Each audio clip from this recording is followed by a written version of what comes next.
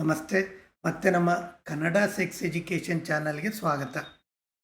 ಪೆನ್ನಿಸ್ಸು shrinkage ಆಗೋದು, ಒಂಥರ ಸುಕ್ಕಾಗೋದು, ಈ ಒಂದು ಡೌಟು ಟೀನೇಜಲ್ಲಿ, ಮಿಡ್ಲ್ ಏಜಲ್ಲಿ, ಇವನ್ ಓಲ್ಡ್ ಏಜಲ್ಲೂ ಸಹ ಕಾಮನ್ ಆಗಿರುತ್ತೆ.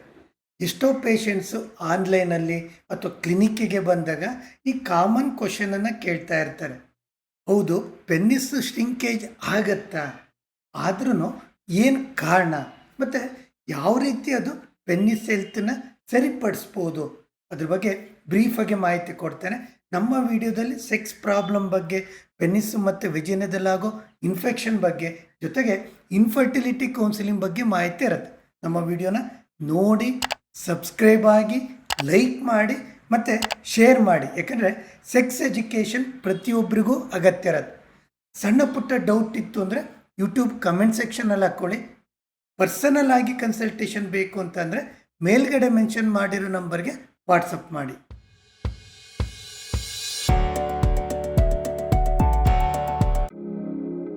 ಪೆನ್ನಿಸ್ ಶ್ರಿಂಕೇಜ್ ಬಗ್ಗೆ ಹೇಳಬೇಕು ಅಂದರೆ ಫಸ್ಟ್ ಒಂದು 2 ಕೇಸ್ ಎಕ್ಸಾಂಪಲ್ ಹೇಳ್ತಾನೆ. ಸೊ ಒಬ್ಬ ಹುಡುಗ ಬಂದಿದ್ದ, ಒಂದು 18 ಇಯರ್ಸ್, ಜಸ್ಟ್ 18 ವರ್ಷ. ಸೊ ಅವ್ನು ಬಂದು ಕೇಳಿದ್ದಿಷ್ಟೇ, ಸರ್ ನನ್ನ ಪೆನ್ನಿಸ್ಸು 1 ತಿಂಗಳಿಂದ ಅಬ್ಸರ್ವ್ ಮಾಡ್ತಾ ಇದ್ದೀನಿ, ಏನೋ ಸಣ್ಣ ಆಗ್ತಾ ಇದೆ, ಶ್ರಿಂಕ್ ಆಗ್ತಾ ಇದೆ. 1 ಇಯರಿಂದ ನಂದು ತುಂಬ ಟೈಟ್ ಇರೋದು, ಬೇಡ ಬೇಡ ಅಂದ್ರೂ ಮಧ್ಯಾಹ್ನನೂ ಟೈಟ್ ಆಗೋದು, ಈಗ ಅಬ್ಸರ್ವ್ ಮಾಡಿದಾಗಿಂದ ತುಂಬ ಸಣ್ಣ ಆಗ್ತಾ ಇದೆ. ಅದ್ರ ಜೊತೆಗೆ ನನ್ನ ಮ್ಯಾಸ್ಟರ್ಬೇಷನ್ನು 1 ತಿಂಗಳಿಂದ ಆಲ್ಮೋಸ್ಟ್ 3ರಿಂದ 4 ವರ್ಷ ಡೈಲಿ ಮಾಡ್ತಾ ಇದ್ದೆ. ನನಗೊಂದು ಅಭ್ಯಾಸ ಆಗಿತ್ತು, ನಿದ್ದೆ ಬರ್ತಿರ್ಲಿಲ್ಲ, ಅದನ್ನು ಮಾಡ್ಕೊಂಡು ನಿದ್ದೆ ಮಾಡ್ತಾ ಇದ್ದೆ. ಈ ಭಯದಿಂದ 1 ತಿಂಗಳಿಂದ 1 ಸರಿನೂ ನಾನು ಮ್ಯಾಸ್ಟರ್ಬೇಷನ್ ಮಾಡ್ಕೊಂಡಿಲ್ಲ. ಸೊ ನನ್ನ ಪೆನ್ನಿಸ್ ಸಣ್ಣ ಆಗ್ತಾ ಇದೆ, ಏನಾದ್ರು ಟ್ರೀಟ್ಮೆಂಟ್ ಕೊಡಿ. ನನ್ನ ಫ್ರೆಂಡ್ಸ್ ಹೇಳಿದರು ಅಥವಾ ಕೆಲವೊಂದು ಯೂಟ್ಯೂಬಲ್ಲಿ ನೋಡಿದೆ. ಸೊ ಪೆನ್ನಿಸ್ ಮಿನಿಮಮ್ 6 ಇಂಚ್ ಇರಬೇಕು, ಆವಾಗ ಮಾತ್ರ ಒಂದು ಸೆಕ್ಸ್ ಬಗ್ಗೆ ಎಂಜಾಯ್ಮೆಂಟ್ ಸಿಗುತ್ತೆ, ಒಂದು ತೃಪ್ತಿ ಆಗುತ್ತೆ ಪಾರ್ಟ್ನರ್ಗೆ ಅಂತೇಳಿ. ಸೊ ಇದೆಲ್ಲ ಭಯ ಆಗ್ತಿದೆ, ನಂಗೆ ಟ್ರೀಟ್ಮೆಂಟ್ ಕೊಡಿ ಅಂತೇಳಿ ಬಂದಿದ್ದೆ.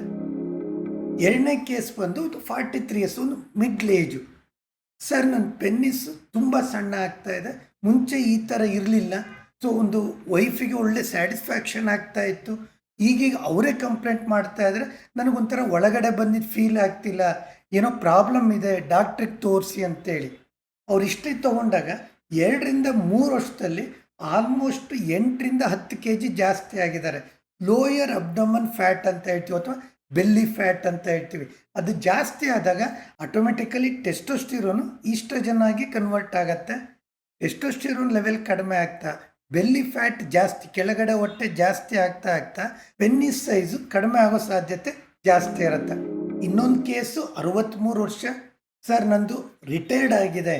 ಸೊ ನಾನು ಇಷ್ಟು ದಿವಸ ಅಷ್ಟು ಸೆಕ್ಸನ್ನು ಮಾಡೋಕ್ಕಾಗಲಿಲ್ಲ, ಮಕ್ಕಳೆಲ್ಲ ಫಾರಿನಲ್ಲಿ ಸೆಟ್ಲ್ ಆಗಿದ್ದಾರೆ, ನಾವು ಇಬ್ಬರೇ ಇದ್ದೀವಿ, ಬಟ್ ನಮಗೆ ಆ ಸೆಕ್ಸನ್ನು ಒಂದು ಎಂಜಾಯ್ಮೆಂಟ್ ಅನಿಸ್ತಿಲ್ಲ, ನನ್ನ ಪೆನ್ನಿಸಲ್ಲೂ ಸಣ್ಣ ಆಗಿದೆ.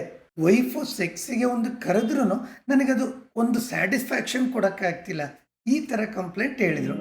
ಸೊ ನಾರ್ಮಲ್ ಪೆನ್ನಿಸು ಒಂದು ಇಂಡಿಯನ್ ಒಂದು ಸೈಜ್ ಅಂತ ಬಂದರೆ, ಎರೆಕ್ಷನ್ ಇಲ್ದಾಗ ಅಂದರೆ ಫ್ಲಾಸಿಡ್ ಸ್ಟೇಟಲ್ಲಿ 1.5 ಇಂಚಿಂದ 3.5 ಇಂಚ್ ಇತ್ತು ಅಂದರೆ ಅದನ್ನು ನಾರ್ಮಲ್ ಅಂತ ಹೇಳ್ತೀವಿ. ಎರೆಕ್ಷನ್ ಆದಾಗ 3 ಇಂಚಿಂದ 5.5 ಇಂಚ್ ಇದ್ರೂ ಅದನ್ನು ನಾವು ನಾರ್ಮಲ್ ಅಂತೇಳಿ ಹೇಳ್ತೇವೆ. ಯೂಶ್ವಲಿ ಕಾಮನ್ನಾಗಿ ಡೌಟ್ ಇರುತ್ತೆ, ಸೊ ಪೆನ್ನಿಸ್ ಶ್ರಿಂಕ್ ಆಗುತ್ತಾ, ಸೈಜ್ ಕಡಿಮೆ ಆಗುತ್ತಾ, ಸೊ ಏನಕ್ಕೆ ಕಡಿಮೆ ಆಗುತ್ತೆ ಅಂತೇಳಿ. ಹೌದು, ಪೆನ್ನಿಸ್ ಸೈಜ್ ಕಡಿಮೆ ಆಗಬೇಕು ಅಂದರೆ ಒಂದು ಆ್ಯಂಗ್ಸೈಟಿ, ಸ್ಟ್ರೆಸ್ಸು, ಡಿಪ್ರೆಷನ್ ಈ ಥರ ಇದ್ದಾಗ ಕಾರ್ಟಿಸೋಲ್ ಲೆವೆಲ್ ಯಾವಾಗ ಜಾಸ್ತಿ ಆಗುತ್ತೆ, ಟೆಸ್ಟೋಸ್ಟಿರೋನ್ ಲೆವೆಲ್ಲು ಸಪ್ರೆಸ್ ಆಗುತ್ತೆ. ಅಂದರೆ ಹಾರ್ಮೋನಲ್ ಚೇಂಜಸ್ಸಿಂದ, ಯಾಕಂದರೆ ಪೆನ್ನಿಸಲ್ಲಿ ಪ್ರಾಪರಾಗಿ ಬ್ಲಡ್ ಫ್ಲೋ ಆದ್ರೆ ಮಾತ್ರ ಅದ್ರ ಲೆಂತ್ ಮೇಂಟೈನ್ ಆಗುತ್ತೆ. ಯಾವಾಗ ಬ್ಲಡ್ ಫ್ಲೋ ಕಡಿಮೆ ಆಗುತ್ತೆ, ಹಾರ್ಮೋನಲ್ ಚೇಂಜಸ್ ಆಗುತ್ತೆ, ಪೆನ್ನಿಸ್ ಸೈಜ್ ಅಂದರೆ ಲೆಂತಿಂದ ಹಿಡಿದು ಗರ್ತಿಂದ ಹಿಡಿದು ಕಡಿಮೆ ಆಗುತ್ತೆ. 2ನೇದು ಬಂದು ಏಜ್ ಫ್ಯಾಕ್ಟ್ರ್ ಅಂತ ಹೇಳ್ತೀವಿ. ಏಜ್ ಆಗ್ತಾ ಆಗ್ತಾ ಆಫ್ಟ್ರು 35 1% ಟೆಸ್ಟೋಸ್ಟಿರೋನ್ ಕಡಿಮೆ ಆಗ್ತಾ ಹೋಗುತ್ತೆ ವರ್ಷ.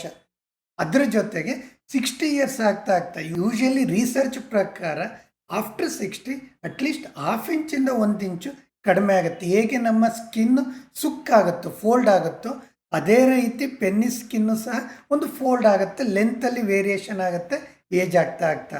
ಅದು ಬಿಟ್ಟರೆ ಪೆನ್ನಿಸಲ್ಲಿ ಏನಾದ್ರು ಇಂಜುರಿ ಆಯಿತು ಅಂದರೆ, ಅಲ್ಲಿ ಪ್ಲ್ಯಾಕ್ ಅಥವಾ ಈ ಥರ ಏನಾದ್ರು ಕಟ್ಕೊಂಡಿತ್ತು ಅಂದರೆ ಸೈಜಲ್ಲಿ ವೇರಿಯೇಷನ್ ಆಗುತ್ತೆ. ಅದು ಬಿಟ್ಟರೆ ಕೋಲ್ಡ್ ವೆದರಲ್ಲಿ ತುಂಬ ಟೆಂಪ್ರೇಚರ್ ಲೋ ಇತ್ತು, -ಡಿಗ್ರಿ ತನಕ ಇತ್ತು, ಅವಾಗ ಒಂದು ಸೈಜಲ್ಲಿ ವೇರಿಯೇಷನ್ ಇರುತ್ತೆ. ಅದು ಬಿಟ್ಟರೆ ಸರ್ಜರಿ, ಪ್ರೋಸ್ಟೇಟ್ ಅಥವಾ ಬೇರೆ ಏನಾದರೂ ಲೋಯರ್ ಅಬ್ಡಮನ್ ಸರ್ಜರಿ ಇತ್ತು ಅಂದರೆ ಸಣ್ಣ ಪುಟ್ಟ ವೇರಿಯೇಷನ್ ಅಂತೇಳಿ ಆಗತ್ತೆ. ಜೊತೆಗೆ ವೆರಿ ಇಂಪಾರ್ಟೆಂಟ್, ಈಗಿನ ಒಂದು ಲೈಫ್ ಸ್ಟೈಲ್, ಈಗ ಹುಡುಗರಲ್ಲಿ ಔಟ್ಸೈಡ್ ಫುಡ್ಡು, ಎಕ್ಸಸೈಸ್ ಕಡಿಮೆ ಇರೋದು ಮತ್ತು ನಿದ್ದೆನ ಕಡಿಮೆ ಮಾಡೋದು, ಇವೆಲ್ಲ ಹಾರ್ಮೋನಲ್ ವ್ಯತ್ಯಾಸ ಆಗಿ ಸೈಜಲ್ಲಿ ವೇರಿಯೇಷನ್ ಆಗತ್ತೆ. ಸೊ ಫ್ರೆಂಡ್ಸ್, ಪೆನ್ನಿಸ್ ಶ್ರಿಂಕ್ ಆಗೋದು ಅಂದರೆ ಸೈಜಲ್ಲಿ ವೇರಿಯೇಷನ್ ಆಗೋದು ಒಂದು ಫಿಸಿಕಲ್ ಇಶ್ಯೂಸಿಂದ, ಡಯಾಬಿಟಿಕ್ ಕಂಟ್ರೋಲ್ ಇಲ್ಲ, ಹಾರ್ಮೋನಲ್ ವ್ಯತ್ಯಾಸ ಇತ್ತು. ಅದು ಬಿಟ್ಟರೆ ಮೆಂಟಲ್ ಹೆಲ್ತ್ ಇಶ್ಯೂಸ್ ಅಂತ ಹೇಳ್ತೀವಿ, ಆಂಗ್ಸೈಟಿ, ಡಿಪ್ರೆಷನಿಂದ ಕಾಮನ್ ಆಗಿರುತ್ತೆ. ನಾರ್ಮಲ್ ಸೈಜ್ಗಿಂತ ಕಡಿಮೆ ಆಯಿತು ಅಥವಾ ಸಮಥಿಂಗ್ ಪೆನ್ನಿಸಲ್ಲಿ ಏನಾದ್ರು ಚೇಂಜಸ್ ಆಯಿತು, ಅವಾಗ ಒಂದು ಡಾಕ್ಟ್ರನ್ನ ಕನ್ಸಲ್ಟ್ ಮಾಡಿ ಫಿಸಿಕಲ್ ಎಕ್ಸಾಮಿನೇಷನ್ ಮಾಡಿಸ್ಕೊಳ್ಳೋದು ಒಳ್ಳೆಯದು. ಅಗತ್ಯ ಬಂದರೆ ಕೆಲವೊಂದು ಟೆಸ್ಟ್ಗಳನ್ನ ಮಾಡಿಸ್ಕೊಂಡು ನಾರ್ಮಲ್ ಇದೆಯೋ ಇಲ್ಲೋ ಅಂತೇಳಿ ತಿಳ್ಕೊಳ್ಳೋದು ಒಳ್ಳೆಯದು. ಇದು ಇವತ್ತಿನ ನಮ್ಮ ವಿಡಿಯೋ. ಇಲ್ಲಿ ತನಕ ನಮ್ಮ ವಿಡಿಯೋ ನೋಡಿದ್ದಕ್ಕೆ ತುಂಬ ವಂದನೆಗಳು.